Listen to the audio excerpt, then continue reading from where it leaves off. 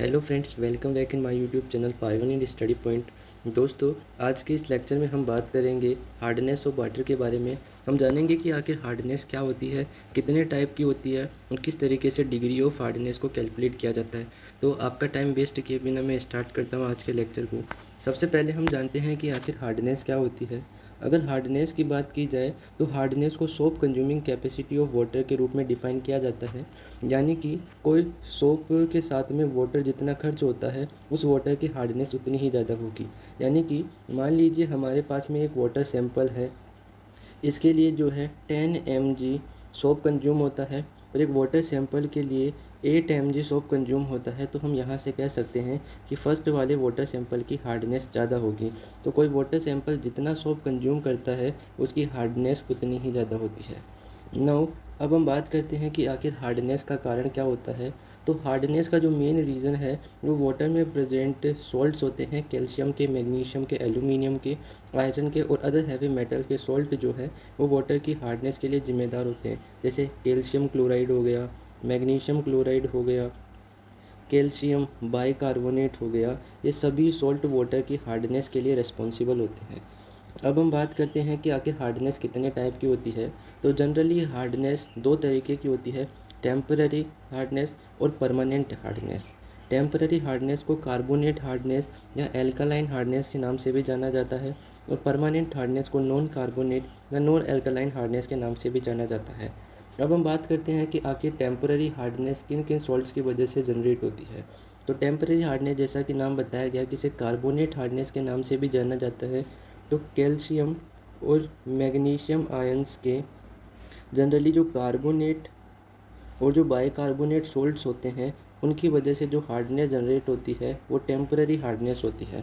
यानी कि जैसे कैल्शियम कार्बोनेट है, मैग्नीशियम कार्बोनेट है, तो इनकी वजह से टेम्पररी हार्डनेस जनरेट होती है।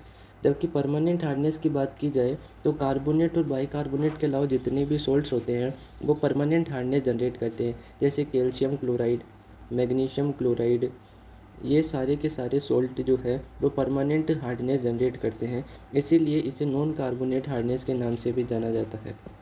अब हम बात करते हैं कि आखिर डिग्री ऑफ हार्डनेस क्या होती है। दोस्तों, डिग्री ऑफ हार्डनेस का मतलब है कि कैल्शियम कार्बोनेट के टर्म्स में किसी वाटर सैंपल की हार्डनेस कितनी होती है, इसे डिटरमाइन करना ही डिग्री ऑफ हार्डनेस कहलाता है। अब अगर आपने सुना तो मैंने बोला कि कैल्शियम कार्बोनेट की टर्म्स में डिग्री ऑफ हार्डनेस कैलकुलेट की जाती है। तो यहाँ एक क्वेश्चन आता है कि आखिर कैल्शियम कार्बोनेट की टर्म्स में ही डिग्री ऑफ हार्डनेस क्यों कैलकुलेट की जाती है। क्योंकि कैल्शियम कार्बोनेट के अलावा अदर सोल्ट जैसे calcium chloride, magnesium chloride, magnesium carbonate यह भी प्रेजेंट है। तो आखिर कैल्शियम कार्बोनेट के टर्म्स में ही डिग्री ऑफ हार्डनेस क्यों कैलकुलेट की जाती है। तो इसके पीछे दो रीज़न है। पहला तो ये है कि जो कैल्शियम कार्बोनेट है इसका मोलिकुलर वेट अब आप देखते हैं तो इसका 100 मोलिकुलर वेट होता है और इसका केमिकल इक्विवेलेंट वेट जो है वो 50 होता है। जब 100 और 50 आ जाता है तो हमारी कैलकुलेशन ईजी हो जाती है। तो easily degree of hardness determine की जा सके, कैलकुलेशन ईजी हो, इस पर्पज़ के लिए कैल्शियम कार्बोनेट को जो है वो एज ए स्टैंडर्ड चूज किया जाता है। इसके अलावा दूसरा रीज़न ये आता है कि कैल्शियम कार्बोनेट जो है वो वाटर में हार्डनेस प्रेजेंट करने वाले जितने भी सॉल्ट्स हैं उनमें सबसे इनसॉल्युबल होता है। तो इसकी पीपीटी ईजीली बन जाती है। इन दो रीज़न की वजह से कैल्शियम कार्बोनेट को एज ए स्टैंडर्ड चूज किया जाता है for the hardness determination. After discussing about the degree of hardness, अब हम बात करते हैं कि आखिर डिग्री ऑफ हार्डनेस कैसे कैलकुलेट की जाती है। तो दोस्तों, इसका एक सिंपल सा फॉर्मूला आता है कि डिग्री ऑफ हार्डनेस कैलकुलेट करने के लिए हमें weight of hardness producing substance, कि जिस सब्सटेंस की वजह से हार्डनेस प्रोड्यूस हो रही है उसका वेट कितना होगा ये हमें क्वेश्चन में दिया जाएगा। इनटू करना है इसे chemical equivalent weight of calcium carbonate, multiply कर देना है 2 upon chemical equivalent weight of hardness producing salt. यानी कि जिस सॉल्ट की वजह से हार्डनेस प्रोड्यूस होती है उसका केमिकल इक्विवेलेंट वेट हमें यहाँ लिखना है और उसे मल्टीप्लाई कर देना है 2 के साथ में। अब हमने जाना कि कैल्शियम कार्बोनेट का केमिकल इक्विवेलेंट वेट 50 होता है। तो 50 को जब 2 से मल्टीप्लाई करेंगे तो ये 100 आ जाएगा। तो इसे अदर टर्म्स में हम ऐसा भी लिख सकते हैं कि डिग्री ऑफ हार्डनेस जो है वो weight of hardness producing salt into 100 upon chemical equivalent weight of hardness producing substance multiply with 2। अब हम यहाँ पे जो है ये जो कंप्लीट टर्म है या फिर ये जो कंप्लीट टर्म है इसे मल्टीप्लिकेशन फैक्टर के नाम से जाना जाता है। तो हार्डनेस डिटरमाइन करने के लिए हम जनरली ये फॉर्मूला भी यूज़ कर लेते हैं कि multiplication factor into weight of hardness producing salt है। और मल्टीप्लिकेशन फैक्टर क्या होता है? Molecular weight of calcium carbonate upon 2 into chemical equivalent of hardness producing salt. या जैसा कि मैंने आपको बताया अभी कि ये जो कंप्लीट टर्म है यही मल्टीप्लिकेशन फैक्टर कहलाती है। अब हम एक एग्जांपल की हेल्प से समझते हैं कि आखिर किस तरीके से डिग्री ऑफ हार्डनेस कैलकुलेट की जाती है। जैसे सपोज़ हमें दिया गया है कि to find the multiplication factor of magnesium bicarbonate. Magnesium bicarbonate जो है इसका मल्टीप्लिकेशन फैक्टर हमें फाइंड करना है। तो अभी हमने यहाँ पे फॉर्मूला देखा कि हमें अगर हार्डनेस डिटरमाइन करनी है तो मल्टीप्लिकेशन फैक्टर को हार्डनेस प्रोड्यूसिंग सब्सटेंस के वेट से मल्टीप्लाई कर देना है। तो मल्टीप्लिकेशन फैक्टर के बारे में जानना कि ये कंप्लीट जो टर्म है इसी को मल्टीप्लिकेशन फैक्टर कहा जाता है। अब हम समझते हैं कि आखिर किस तरीके से इसे कैलकुलेट किया जाएगा। मल्टीप्लिकेशन फैक्टर पहले डिमांड करता है कि आप chemical equivalent weight of calcium carbonate assign कीजिए। यहाँ पे हमने chemical equivalent weight of calcium carbonate लिखा 50, इसे मल्टीप्लाई किया 2 से अपॉन ये कहता है कि हार्डनेस प्रोड्यूसिंग सॉल्ट का जो केमिकल इक्विवेलेंट वेट है वो यहाँ पर लिखा जाए। तो केमिकल इक्विवेलेंट वेट जो है molecular weight upon valency factor होता है। तो सबसे पहले हमें इसका मोलर मास निकालना पड़ेगा और वो 146 होगा। मैग्नीशियम का 24, हाइड्रोजन का 1, कार्बन का 12 और एक ऑक्सीजन मॉलिक्यूल का जो है वो 16 होगा। तो ये 146 जो है इसका मोलर मास आ जाता है। अब केमिकल इक्विवेलेंट वेट निकालने के लिए इसको वैलेंसी फैक्टर के साथ में डिवाइड किया जाएगा। अब मैग्नीशियम जो बाइकार्बोनेट है इसका वैलेंसी फैक्टर +2 होता है, क्योंकि वैलेंसी फैक्टर का मतलब है लॉस ऑफ इलेक्ट्रॉन और गेन ऑफ इलेक्ट्रॉन, यानी ये कितने इलेक्ट्रॉन दे सकता है या कितने इलेक्ट्रॉन ले सकता है। तो यहाँ मैग्नीशियम +2 के रूप में प्रेजेंट है तो इसका वैलेंसी फैक्टर 2 हो जाएगा। तो जब इसे 2 से डिवाइड करेंगे तो 73 आ जाएगा, यानी कि 73 जो है इसका केमिकल इक्विवेलेंट वेट हो जाएगा। इसे मल्टीप्लाई करेंगे 2 से तो 100/146 ये इसका मल्टीप्लिकेशन फैक्टर आ जाएगा। तो दोस्तों कुछ इस तरीके से निकाला जाता है मल्टीप्लिकेशन फैक्टर। अब हम बात करते हैं कि आखिर इसे किस तरीके से बड़े लेवल पर दिया जाता है। उससे पहले हम बात कर लेते हैं यहाँ सिंपल सा यूनिट्स ऑफ हार्डनेस के बारे में। जनरली हार्डनेस की 4 यूनिट्स हैं, पार्ट्स पर million, milligram per litre, degree French और डिग्री क्लार्क। अब हम वन बाय वन डिस्कस करते हैं कि आखिर किस यूनिट का क्या मीन। हाँ, तो सबसे पहले मैं बात करता हूँ पार्ट्स पर मिलियन के बारे में। पार्ट्स पर मिलियन का मतलब है कि अगर 10 की पावर 6 पार्ट्स ऑफ वाटर है और इसमें अगर 1 पार्ट कैल्शियम कार्बोनेट का प्रेजेंट है तो हार्डनेस 1 पार्ट्स पर मिलियन हो जाएगी, यानी कि टोटल 1 ppm हार्डनेस हो जाएगी। 1 ppm ये मिलीग्राम पर लीटर सेम ही क्वांटिटी होती है।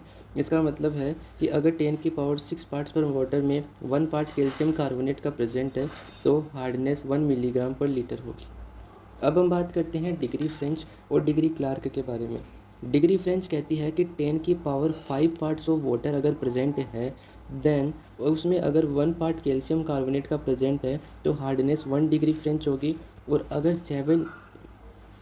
अगर बात करें हम इस 7 इंटू 10 की पावर 4 पार्ट्स ऑफ वाटर में अगर 1 पार्ट कैल्शियम कार्बोनेट का प्रेजेंट है तब हार्डनेस डिग्री क्लार्क में ली जाएगी, यानी कि 1 डिग्री क्लार्क हार्डनेस हो जाएगी। तो ये थी हार्डनेस की यूनिट्स। इनमें अब हम रिलेशन की बात करें तो जनरली इनमें ये रिलेशन होता है। अब ये रिलेशन कैसे आया, अगर इसकी बात करूँ मैं तो देखते हैं दोस्तों हम कि आखिर ये रिलेशन कहाँ से आया। हमने जाना कि 1 ppm का मीन होता है 1 पार्ट कैल्शियम कार्बोनेट अपॉन 10 की पावर 6 पार्ट्स वाटर के। 1 मिलीग्राम पर लीटर का अर्थ है कि 1 पार्ट कैल्शियम कार्बोनेट अपॉन 10 की power 6 parts of water. 1 degree Clark का मतलब है कि 1 part calcium carbonate upon 7 into 10 की power 4 parts of water. 1 degree French का मतलब है कि 1 part of calcium carbonate upon 10 की पावर 5 पार्ट्स ऑफ वाटर। अब हम यहाँ से देख पा रहे हैं कि ये दोनों तो सेम ही क्वांटिटी है, इसीलिए वहाँ पे लिखा गया कि 1 ppm this is equals to 1 milligram per litre. अगर इसे 1 डिग्री फ्रेंच को इसमें कन्वर्ट करना है तो इसे मल्टीप्लाई करना पड़ेगा 1/10 के साथ में इंटू 1/10 की पावर 5। तो ये टोटल हो जाएगा 1/10 की पावर 6, यानी कि 1 ppm। और ये क्या था हमारे पास में 1 डिग्री फ्रेंच था, 10 से डिवाइड करेंगे तो 0.1 डिग्री फ्रेंच हो जाएगा। सिमिलरली डिग्री क्लार्क के साथ में भी ऐसा ही होता है। सो ये रिलेशन रहता है हार्डनेस की डिफरेंट यूनिट्स के बीच में। अब हम बात करते हैं कि आखिर इसे किस तरीके से क्वेश्चन पूछा जाता है। तो अगर इसकी बात करूँ दोस्तों मैं तो देखिए कुछ इस तरीके से क्वेश्चन पूछा जाता है। फॉर एग्जांपल जैसे कि यहाँ क्वेश्चन दिया गया है that a sample of water analysis has been found to contain following impurities. इसमें मैग्नीशियम बाइकार्बोनेट इतना, मैग्नीशियम क्लोराइड इतना, मैग्नीशियम नाइट्रेट इतना और कैल्शियम कार्बोनेट इतना, मैग्नीशियम सल्फेट इतना और NaCl इतनी इतनी अमाउंट में दिया गया है। और यहाँ पूछा जा रहा है कि आप टेम्पररी हार्डनेस, परमानेंट हार्डनेस और टोटल हार्डनेस डिटरमाइन कीजिए और इसे ppm में कन्वर्ट करने के बाद में जो है इसे डिग्री क्लार्क में चेंज कीजिए। सो अब हम बात करते हैं कि आखिर टेम्पररी, परमानेंट और टोटल हार्डनेस कैसे निकाली जाएगी। इसके लिए सिंपल सा हमें क्या करना है कि सबसे पहले प्रत्येक सब्सटेंस या सॉल्ट की वजह से जो हार्डनेस प्रोड्यूस होती है उसे डिटरमाइन किया जाता है। देन हम ये देखते हैं कि किस सॉल्ट की वजह से टेम्पररी हार्डनेस होती है, किसकी वजह से परमानेंट हार्डनेस होगी। यहाँ हम देख पा रहे हैं कि मैग्नीशियम बाइकार्बोनेट और कैल्शियम कार्बोनेट ये दोनों ही टेम्पररी हार्डनेस प्रोड्यूसिंग सॉल्ट होते हैं, क्योंकि मैंने कहा कि टेम्पररी हार्डनेस में कैल्शियम और मैग्नीशियम के कार्बोनेट और बाइकार्बोनेट शामिल होते हैं। इसके अलावा बाकी के जो सभी सॉल्ट है वो परमानेंट हार्डनेस कोजिंग है। लेकिन यहाँ स्पेशल थिंग ये आती है कि NaCl, KCl और सिलिका जो है ये हार्डनेस प्रोड्यूस नहीं करते हैं। सो अगर क्वेश्चन में कभी भी आपको NaCl, KCl या SiO2 दिया जाता है देन इनकी वजह से कोई हार्डनेस नहीं होती है। अब हम वन बाई वन बात करते हैं कि किस सॉल्ट की वजह से कितनी हार्डनेस होगी। सबसे पहले मैग्नीशियम बाइकार्बोनेट की बात करूं तो magnesium bicarbonate 14.6 milligram per litre amount में दिया गया है। और डिग्री ऑफ हार्डनेस में हमने देखा कि सबसे पहले हमें गिवन जो सॉल्ट है उसकी अमाउंट लिखनी पड़ेगी 14.6 into chemical equivalent weight of calcium carbonate लिखेंगे तो वो 50 आता है। इसे मल्टीप्लाई करेंगे विद 2। देन इस सॉल्ट का जो केमिकल इक्विवेलेंट वेट है वो लिखा जाएगा यहाँ पे। कैल्शियम मैग्नीशियम बाइकार्बोनेट की बात करूँ तो इसका जो केमिकल इक्विवेलेंट वेट होता है वो कैसे निकाला जाता है उसकी बात करता हूँ मैं। सिंपल सा, इसका मोलर मास इसका 146 होता है, तो 146 अपॉन इसे डिवाइड किया जाएगा किससे, इसके वैलेंसी फैक्टर से। तो इसका वैलेंसी फैक्टर होता है 2 और मल्टीप्लाई विद 2, तो 2 से 2 कैंसिल हो गया, यहाँ से ये 10 आया, ये कैंसिल हो गया और ये यहाँ से हमारे पास में 10 आ गई। 10 मिलीग्राम पर लीटर हार्डनेस होगी मैग्नीशियम बाइकार्बोनेट की वजह से। अब हम सिमिलरली मैग्नीशियम क्लोराइड के लिए निकालें तो मैग्नीशियम क्लोराइड की जो अमाउंट है वो है 19।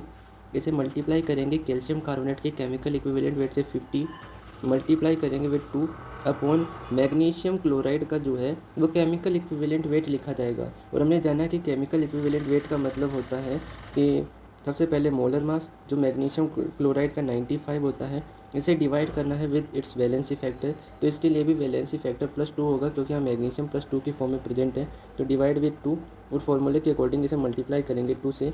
तो जब इसे सॉल्व किया जाएगा तो 100/95 आ जाएगा।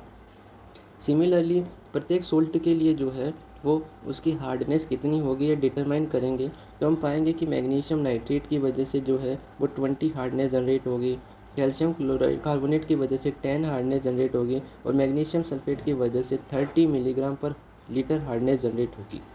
देन अब हम यहाँ चेक करेंगे कि टेम्पररी, परमानेंट और टोटल हार्डनेस कितनी होती है। तो हमने जाना कि टेम्पररी हार्डनेस मैग्नीशियम कार्बोनेट और कैल्शियम कार्बोनेट की वजह से होगी और मैग्नीशियम बाइकार्बोनेट की वजह से हार्डनेस 10 और कैल्शियम कार्बोनेट की वजह से हार्डनेस 10 होगी। तो टोटल टेम्पररी हार्डनेस 20 हो जाएगी।